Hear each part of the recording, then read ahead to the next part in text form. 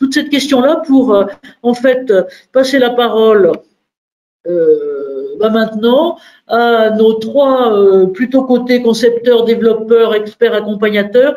Et Benoît, si tu veux bien, c'est à toi, je passe la parole là maintenant. Et aussi sur l'historique. Alors, je ne sais pas si tu as vu, mais moi j'ai à la fois des photos pour toi et aussi, pardon, un petit film. Est-ce que tu souhaites qu'on essaye de le passer maintenant? Benoît. Ben, il n'y a plus de Benoît. Voilà, est-ce que vous m'entendez? Ah oui, on t'entend. D'accord, bon, c'est parfait. Oui, tu peux passer le petit film pendant que je vais commencer à parler de ça. Donc là, en fait, c'est une situation où les personnes sont amenées à déposer les cônes là sur les routes et donc à utiliser un des exosquelettes qui est l'exosquelette de chez Skelex pour travailler bras tendus ou bras au-dessus du niveau du corps. Moi, ce que je voudrais dire par rapport à la thématique qu'Anne-Marie a lancée autour de l'intégration et des processus d'intégration, c'est que il est encore fondamental aujourd'hui, on le voit dans les chats que l'on voit, d'accompagner les entreprises parce que dans beaucoup d'entreprises, on en est à l'introduction d'un premier exosquelette ou de quelques premiers exosquelettes. Et toutes les questions qu'on voit apparaître dans le chat ou qui ont été soulevées par Lionel tout à l'heure sont très pertinentes. Hein. C'est des vraies questions que les gens doivent se poser. Ou ce que disait Benjamin, est-ce que vraiment c'est utilisable? Est-ce qu'il ne faut pas chercher aussi d'autres solutions, non pas sur la personne, mais à côté de la personne? Évidemment, à la SNCF, on n'est plus dans cette phase d'apprentissage des premiers exosquelettes. Hein. Là, il y a eu tout un travail de fait, mais dans beaucoup d'entreprises, on en est vraiment à ce début.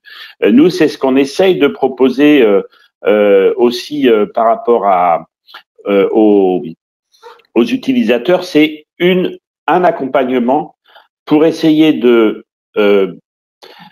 débroussailler un petit peu toutes les questions qui se posent, de regarder, puisque nous on propose une gamme d'exosquelettes, de regarder quels sont ceux qui peuvent avoir une influence, qu'est-ce qui aujourd'hui n'existe pas encore vraiment, ou est plus en approche de solution. On voit des questions sur la logistique. Dans la logistique, c'est pas très facile aujourd'hui parce que l'accompagnement, notamment au port de charge, est quelque chose d'assez peu développé, en tout cas au port de charge actif dans le domaine des exosquelettes. Donc, toute cette approche, on essaie de la faire à partir…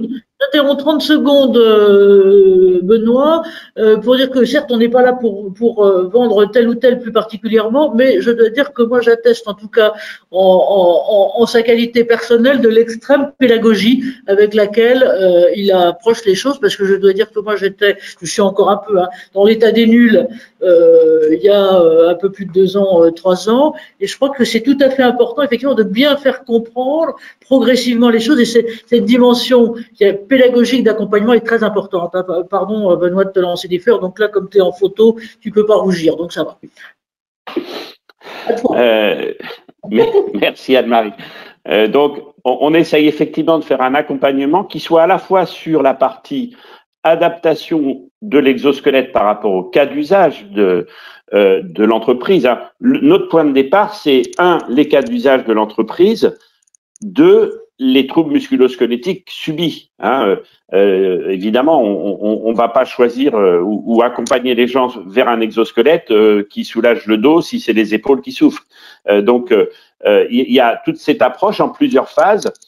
Nous, on a tout un petit canevas, un petit dispositif qu'on est en train de renforcer, mais je pense que Marianne en parlera aussi tout à l'heure. Hein. On est en train de renforcer aussi par des choses plus concrètes, hein, de mesures, de posture et d'efforts.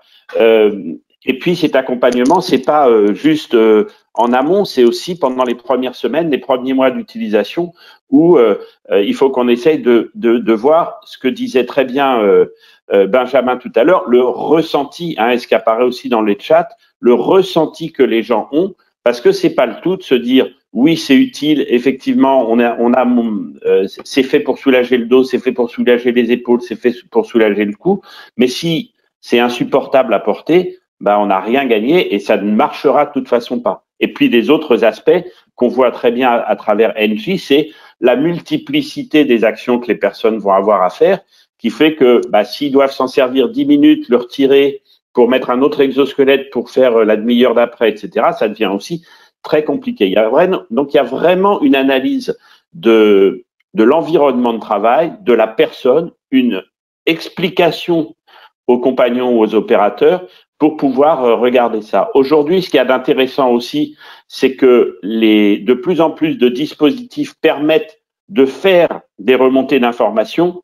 On le voit très bien, on a fait avec Benjamin Pi et Maude de Menoix il y a 2 semaines des tests sur l'exosquelette Iron Hand de BioCerveau, non pas essentiellement pour voir quelle était l'utilité de l'exosquelette, mais pour capter l'ensemble des actions que la personne a faites. Combien de fois il a serré l'outil qu'il utilise ou les outils qu'il utilise dans un cycle pendant 1 heure, 1 heure et demie, on a fait des remontées d'informations. Et ça aussi, c'est un apport des exosquelettes, notamment des exosquelettes actifs, puisque comme ils ont des motorisations et des capteurs, ça nous permet de faire des acquisitions de ce qui est fait là. Et c'est très important dans l'approche et dans l'analyse que les entreprises veulent faire, à la fois de l'utilité, mais pas simplement de l'utilité, mais de la réalité de transfert des efforts sur telle ou telle partie du corps. Lionel l'a beaucoup travaillé dans ses essais. L'INRS fait énormément d'essais autour de ça. Et ça, c'est vraiment très intéressant. Donc voilà, moi, je vais peut-être pas trop m'attarder. S'il y a des questions après ça, on a maintenant beaucoup d'expérience parce qu'on est dans beaucoup d'entreprises et sur des domaines assez variés. On peut le voir là sur les images de la photo d'avant, hein, entre des positions penchées, des positions assis debout, etc. Voilà. Après ça, on a tout un temps de questions tout à l'heure et s'il y a besoin, j'y répondrai. Voilà, Anne-Marie, est-ce que… Merci à toi. Je voyais tout à l'heure Léo qui opinait. Juste, est-ce que tu as envie d'ajouter quelque chose sur ce que disait cette Non, simplement, oui, effectivement, c'est vrai que c'est pas forcément l'usage premier qu'on va penser aux exosquelettes, mais c'est vrai que dans cette capacité aussi à pouvoir nous communiquer des informations, c'est quelque chose qui va être extrêmement intéressant, parce que même si effectivement il faut le cadrer, parce que le but c'est pas de changer effectivement le geste technique, mais ça va nous permettre vraiment d'aller au plus proche de la réalité. Là, ce ne serait pas forcément le cas avec la mise en place de simulations sur d'autres, je dirais, avec d'autres moyens, d'autres usages.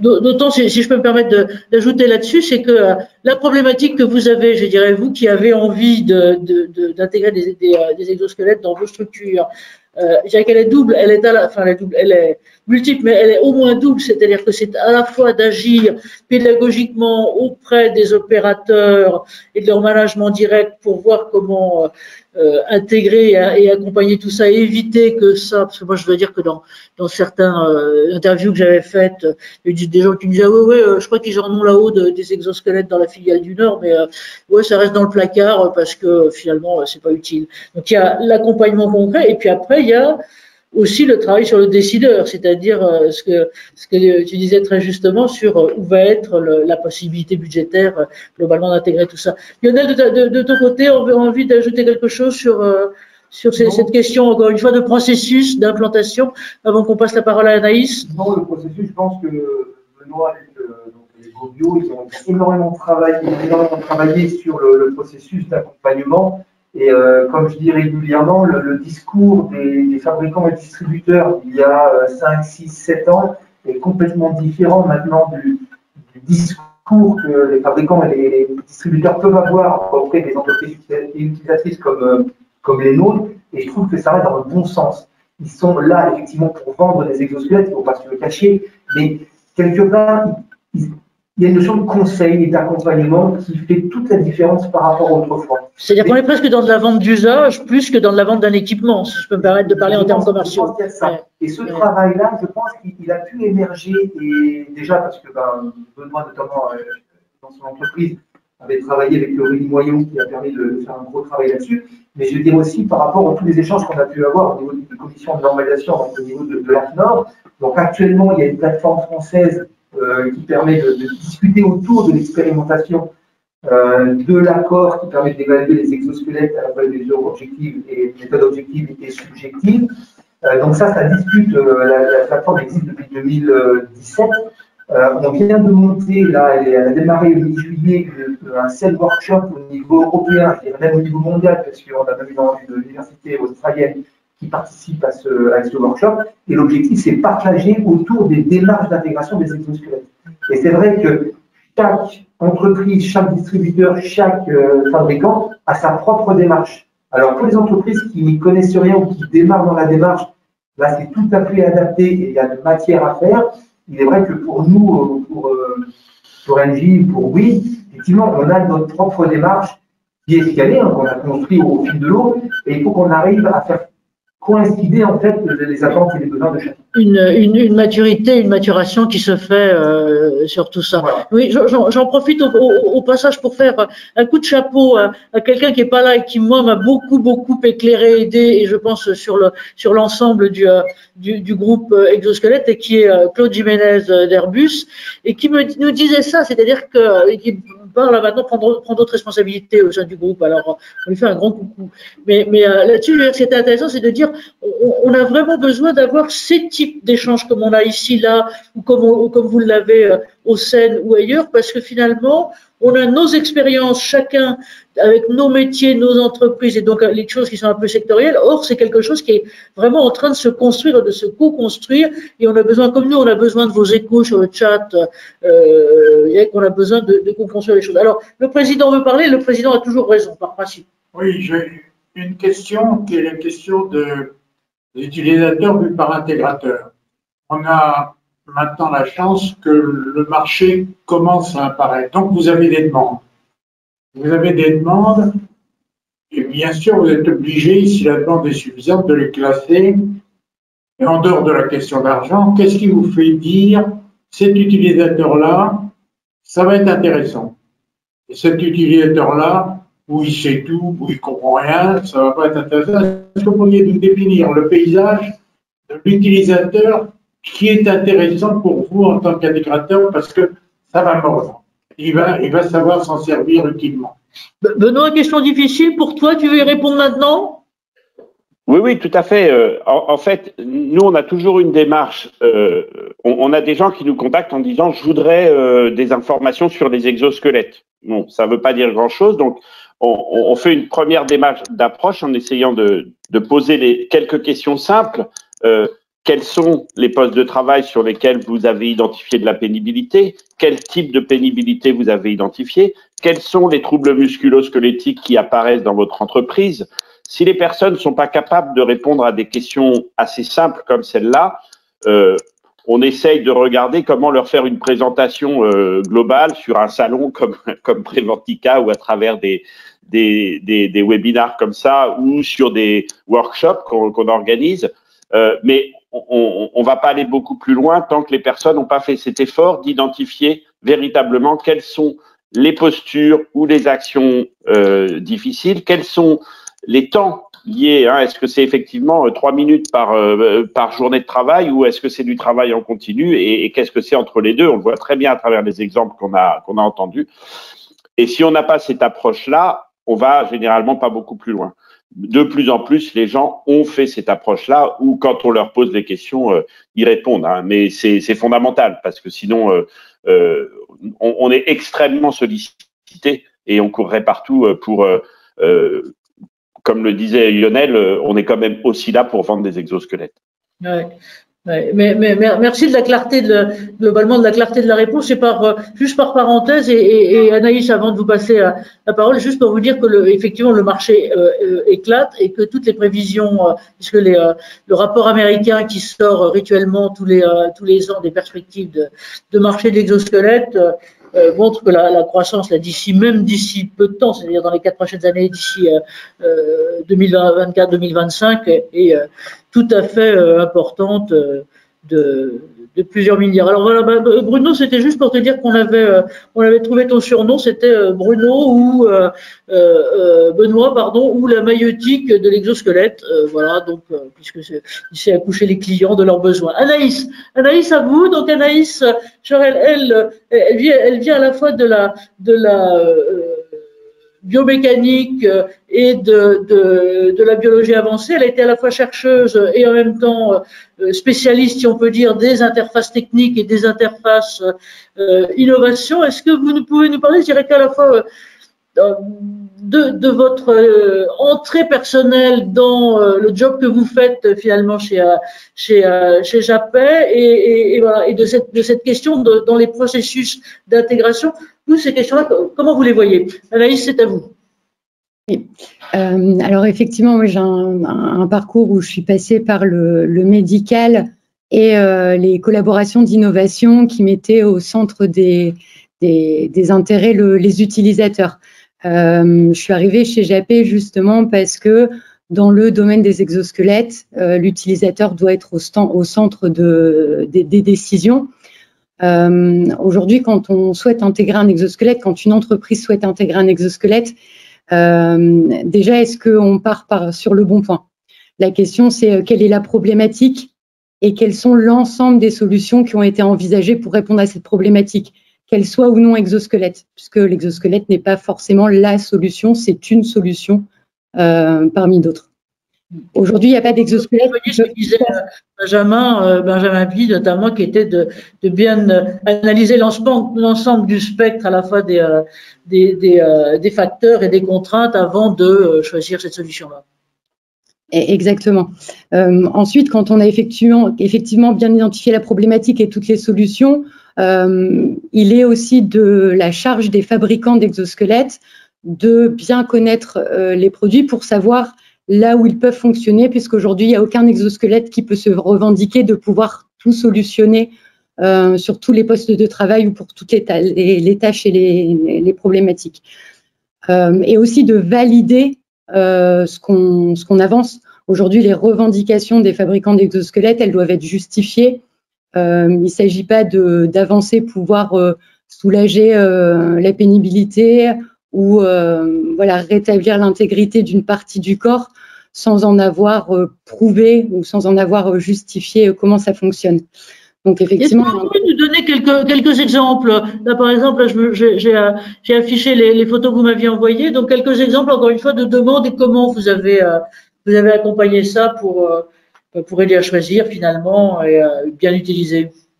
Alors effectivement, on a un peu dans la même démarche que ce que disait Benoît, on fait une première étape d'échange téléphonique pour identifier et discuter de la problématique qui est rencontrée, des positions qui sont prises par les opérateurs, des charges qui sont portées, tout en rappelant bien qu'un exosquelette, ça ne va pas rendre l'homme plus fort, ça ne va pas permettre de travailler 2 fois plus vite, on vient juste répondre et pallier à une problématique par une solution qui est l'exosquelette.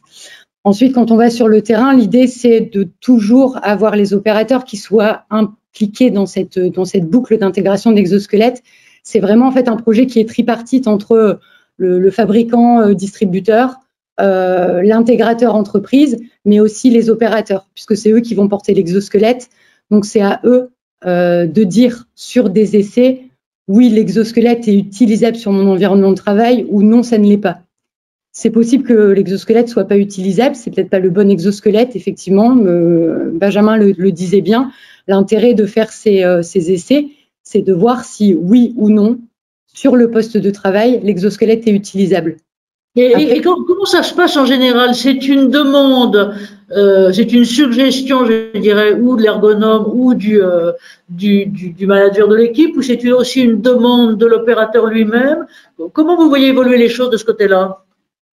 Alors, au tout début, effectivement, c'était plus les ergonomes, les HSE qui identifiaient les exosquelettes, les nouvelles solutions d'assistance qui étaient disponibles sur le marché et les proposaient aux collaborateurs.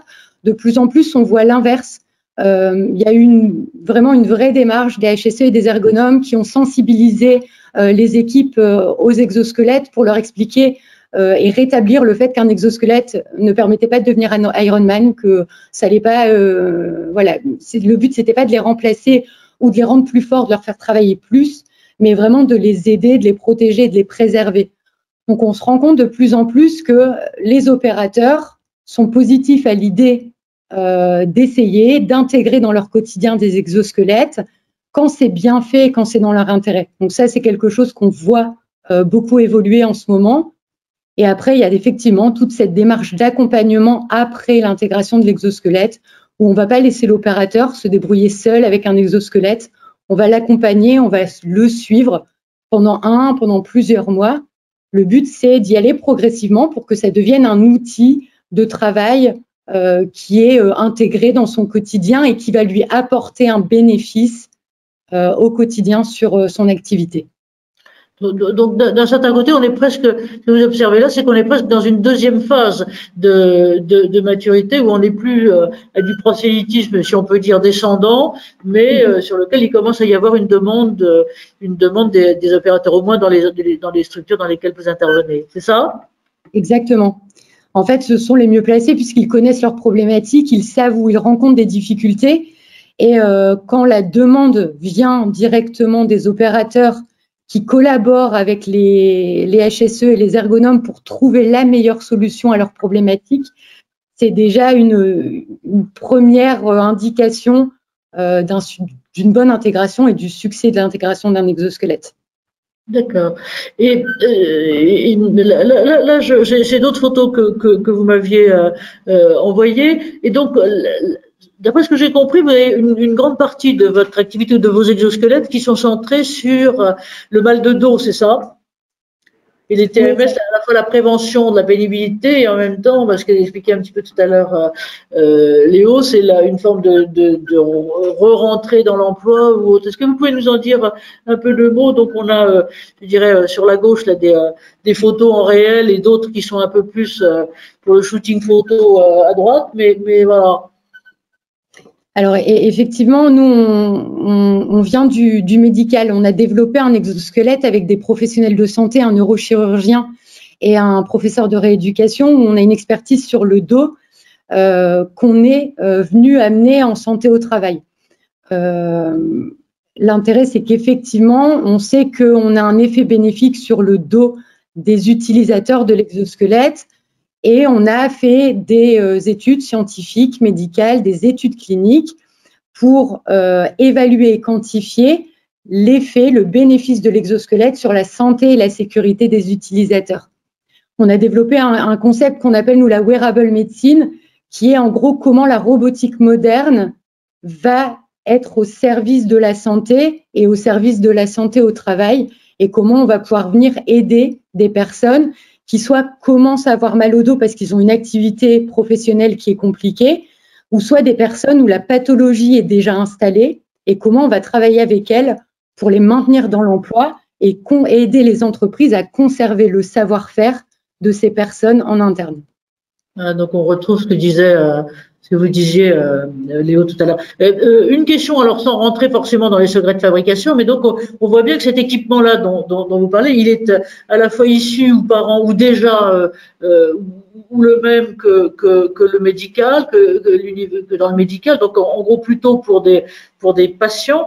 À votre connaissance, parce que c'est un certain nombre de questions qui nous sont venues avant lors de l'inscription quand les participants se sont inscrits, c'est qu'est-ce qu'il en est à la limite dans l'univers hospitalier? Est-ce que vous intervenez aussi là-dedans? Juste 30 secondes avant mais c'est important puisqu'on voit bien là ce cœur médical, si on peut dire, de votre truc de préservation du dos, si on peut dire. Alors effectivement, au-delà d'être utilisé sur des patients qui ont mal au dos en santé au travail, on peut aussi intervenir sur les accompagnants, les professionnels de santé qui eux aussi ont des métiers compliqués avec une très grande variabilité des tâches.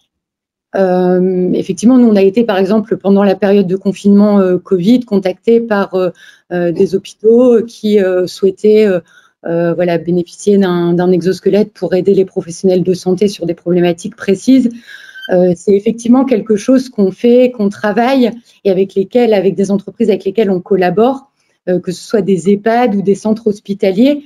Le but, effectivement, c'est de travailler aussi avec les utilisateurs pour améliorer, développer, changer le dispositif pour qu'il soit de plus en plus acceptable et accepté par les utilisateurs. C'est des métiers où aujourd'hui, il y a très peu d'exosquelettes qui sont intégrés parce qu'effectivement, il y a beaucoup de contraintes. Je vous pose la question, Anaïs, parce que le CNAM, donc la chaire de gestion des services de santé avec lesquels on monte aussi des opérations de ce type, la fille qui est professeure titulaire globalement de la chaire me disait, mais au Japon, on a 600 hôpitaux qui sont équipés d'exosquelettes, et je dirais globalement des deux côtés, c'est-à-dire à la fois pour réhabilitation, remise en forme des patients, mais qui en même temps le sont aussi pour les soignants, les aides-soignants, tous azimuts. Donc, on va peut-être clore là sur cette question-là, mais je pense que c'est un point sur lequel j'aimerais bien qu'on creuse les choses et sur lequel, avec Lionel d'ailleurs, parce que lui, si je peux me permettre, lui aussi, ton passé, puisque de démarrage, tu as démarré aussi dans cet univers-là. Vous pouvez regarder ce que sont les relations et comment ça évolue. Donc ça, c'est un autre programme, je dirais, pour 2021, de monter sans doute quelque chose de ce côté-là. Et Léo, l'optique que vous avez d'interface avec le handicap au sens large, je pense que ça serait quelque chose qui sera vraiment à creuser. Merci, Anaïs. Je crois qu'on va aborder maintenant ce qui sera aussi, donc si vous pouvez mettre un max aussi de questions là, ce que sont à la fois les perspectives et les nouvelles orientations autour de tout ça. On voit bien qu'on a un marché qui est en mûrissement maintenant accéléré, c'est-à-dire que vraiment les choses qui avant étaient, je ne vais pas dire exotiques, mais étaient vraiment du niveau de la recherche. On est en train d'arriver maintenant sur la réalité du terrain qui est demandée, qui n'est plus seulement prescrite. Et donc, Marianne, vous êtes la plus jeune dans le team, mais en même temps, c'est vous qui êtes peut-être aussi quand on a commencé à préparer les choses, un peu l'un des facteurs d'objectivation. Est-ce que vous pouvez à la fois expliquer comment, dans votre jeune carrière, vous êtes arrivé à ça, puisque vous êtes une sportive, que vous avez commencé aussi dans cet environnement-là, et puis que vous avez accompagné presque à titre de stagiaire et alternante, donc encore plus barboteuse que barboteuse, ces questions-là, et maintenant vous vous occupez d'objectiver ces questions. Donc Marianne, c'est à vous. Alors oui, donc effectivement, je suis effectivement la plus jeune, donc diplômée en septembre 2019 seulement. Et en fait, moi, je suis rentrée dans le secteur des exosquelettes vraiment par hasard. C'était effectivement au cours de mon apprentissage chez Renault, où en fait, on m'a demandé de concevoir une méthode d'intégration d'exosquelettes en ligne de production, donc en ligne montage. Je pense qu'on va voir la photo juste après. Et en fait, j'ai été confrontée à différents problèmes, donc vraiment en tant qu'utilisatrice finalement, enfin du côté utilisateur, c'est que j'avais effectivement les indicateurs subjectifs, j'avais la fréquence cardiaque, etc.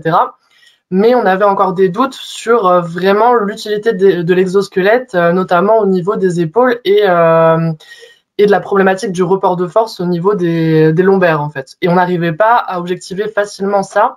Tout simplement parce que chez Renault, il y a des contraintes au poste qui sont très, très présentes. Donc, on est sur du 200 véhicules jour avec 1 minute 30 de cycle par véhicule. Déjà, pour vous donner une idée, moi, j'avais 11 questions à poser pour avoir des indicateurs objectifs. Au bout de 5 questions, je coulais l'opérateur. C'est-à-dire qu'en fait, je le mettais en retard sur sa chaîne. Donc, j'avais des problématiques de temps, j'avais des problématiques aussi au niveau de tout ce qui était turnover, puisque donc j'arrivais d'une semaine à l'autre où j'avais 2 semaines de cours. Quand je revenais, 3 opérateurs étaient partis, 2 opérateurs étaient arrivés. Il fallait que je recommence le processus en fait d'intégration d'exosquelettes. Donc, j'avais vraiment des problèmes au niveau du subjectif et du suivi dans le temps finalement du ressenti des opérateurs par rapport à l'exosquelette. Et donc, du coup, j'essayais de trouver un indicateur objectif qui me permettait de mesurer ce qui se passait, quel que soit l'opérateur, quelle que soit l'activité. Et en fait, c'était pas possible au moment où j'étais en apprentissage. Et donc, c'est là où j'ai rencontré Moten. Et en fait, depuis, c'est ce qu'on fait. Donc, on va mesurer vraiment en activité réelle les effets donc d'un exosquelette en comparant une situation donc sans exosquelette, par exemple ici, avec une situation avec exosquelette. Donc en combinant ça avec les indicateurs subjectifs qui sont la plupart du temps relevés déjà auparavant par l'entreprise, on arrive à avoir une vision globale, on va dire, des effets de l'exosquelette sur l'opérateur et sur son activité du coup par extension. Donc, on combine ça. Ici, par exemple, vous avez donc le mouvement de l'épaule droite, vous avez l'activation musculaire aussi de l'épaule droite, enfin le niveau d'activité musculaire. Et puis, l'entreprise, donc Breeder ici, a voulu, en plus de ça, mettre la fréquence cardiaque pour vérifier du coup l'évolution sans avec exosquelette. Donc voilà, c'est ce qu'on fait actuellement et c'est vraiment une demande croissante pour les entreprises qui sont déjà bien avancées dans l'intégration d'exosquelettes. Ici, par exemple, donc pour cette entreprise qui est donc spécialisée dans la fabrication de pain, viennoiserie, pâtisserie surgelée à destination des professionnels, l'exosquelette est déjà intégré depuis pas mal de temps et utilisé naturellement par les opérateurs. Et l'entreprise voulait juste vraiment s'assurer que il n'y ait pas d'effets délétères cachés, masqués ou non dits aussi par les opérateurs, ce qui peut arriver. Donc là, c'est une volonté de la part finalement des entreprises, enfin des utilisateurs, d'objectiver les choses et d'avoir, et là c'est peut-être